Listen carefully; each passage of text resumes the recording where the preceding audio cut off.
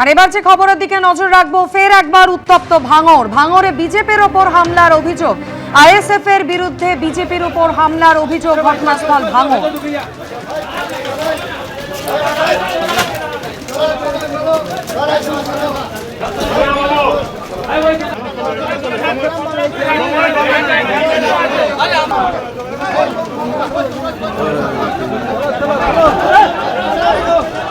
घर जाके रेस्ट करो।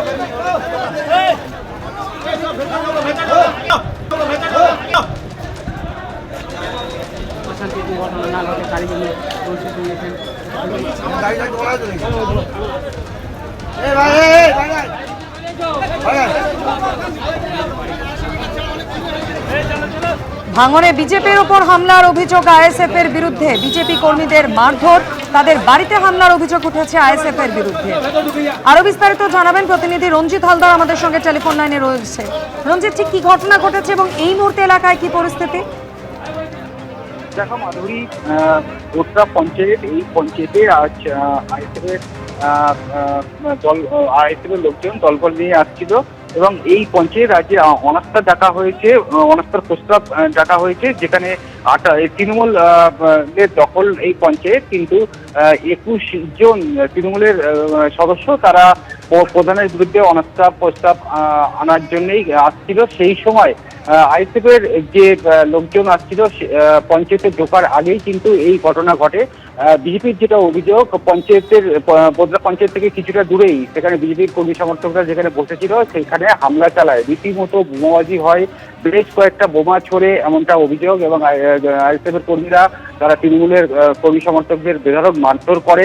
বেশ কিছু গাড়ি রাস্তার পাশে দাঁড় করানো ছিল, বাইক সহ টোটো, একাধিক গাড়ি ভাঙচুর করা হয়েছে এবং বাড়ির ভিতরে ঢুকেও হামলা চালানো হয়েছে আইএসএফ এর বিরুদ্ধে, এমনটা কিন্তু অভিযোগ করা হয়েছে বিজেপির পক্ষ থেকে।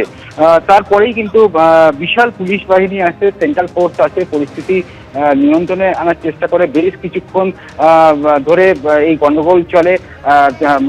পরে বিজেপির লোকজন আরো জড়ো হয়, দুপক্ষ কিন্তু একটা উত্তেজনাময় পরিস্থিতিও তৈরি হয় এই এলাকায়।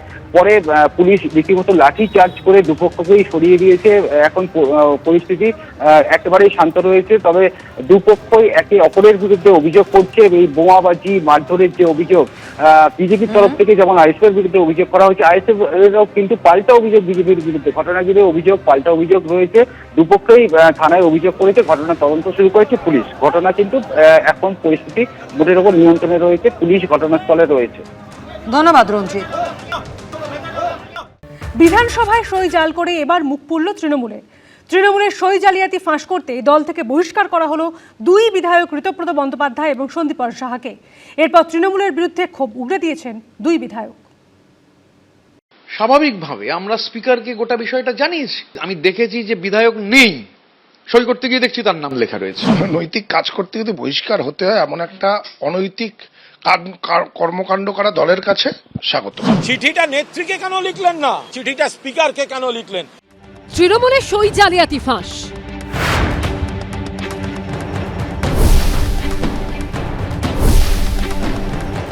আর ফাঁস করলেন তৃণমূলেরই যে দুই বিধায়ক, তাদের তড়িঘড়ি বহিষ্কার করলেন মমতা বন্দ্যোপাধ্যায়।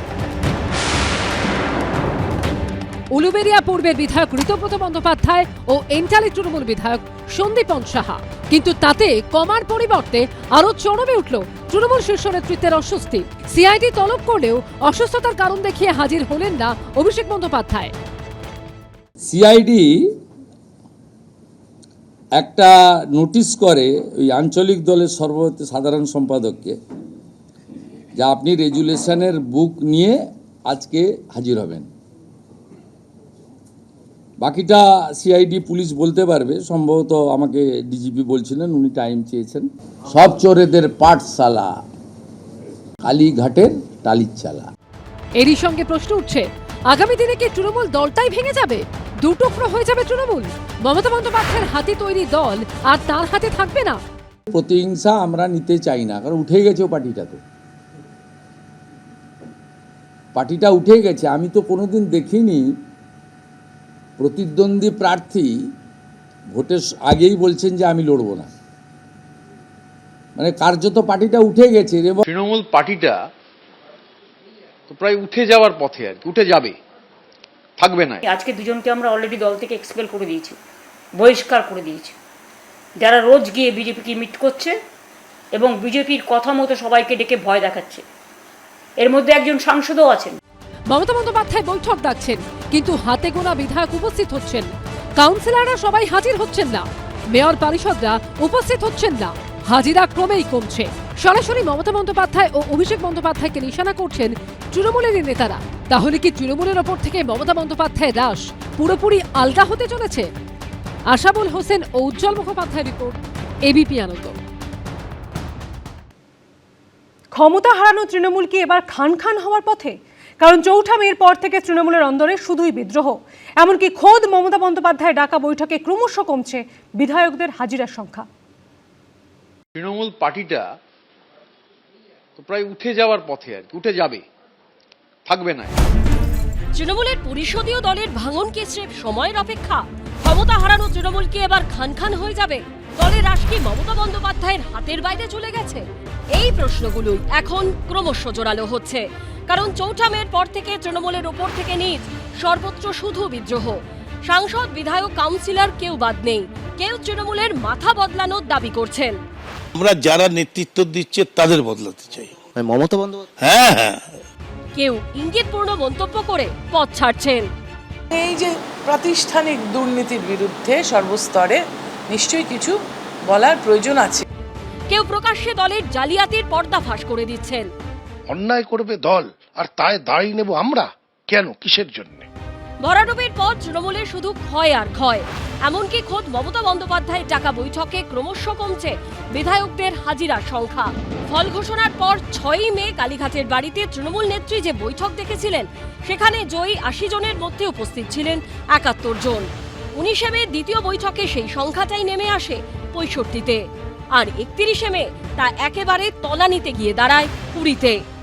এই করাপশন নিয়ে একটা ফোর্স চলতে পারে না, চলবে না। মিলিয়ে নেবেন, এ পার্টি থাকবে না, দল থাকবে না, এটা আমি নিশ্চিত। আমি শুধু কেন, আমাদের দলের অনেক প্রবীণ সাংসদও বলেছেন দল থাকবে না। তৃণমূল কংগ্রেসটাকে আপনারা ভাঙতে চান, যতই ভাঙার চেষ্টা করবেন এটা আরো শক্তিশালী হবে। 1.5 দশক ক্ষমতায় থাকাকালীন তৃণমূল কি করেছে তার ফাইল এবার একে একে খুলছে। কিন্তু ফাইল খুলতে খুলতে তৃণমূলের নামটা কি স্রেফ ফাইলেই থেকে যাবে? দল কি উবে যাবে? আশাবুল হোসেন ও কৃষ্ণেন্দু অধিকারীর রিপোর্ট, এবিপি আনন্দ। এবিপি আনন্দ, এগিয়ে থাকে, এগিয়ে রাখে।